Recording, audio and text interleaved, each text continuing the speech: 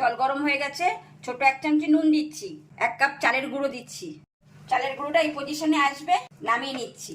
1 চামচি তেল দিচ্ছি, রসুন কুচি দিচ্ছি 4-5টা রসুন, সামান্য পেঁয়াজ পাতা, পেঁয়াজ কুচানো, অল্প একটু টমেটো কুচানো, Korean hot and sweet chilli paste দিলাম সামান্য, 1/2 চামচি নুন, নাড়া দিয়ে নিলাম।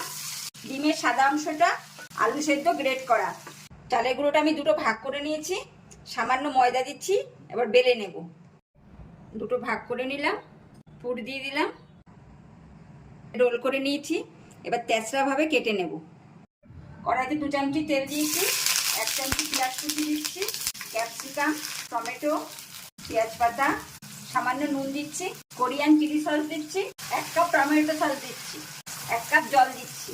গাঢ় হয়ে এসছে, এবার আমি এগুলো দিয়ে দিচ্ছি।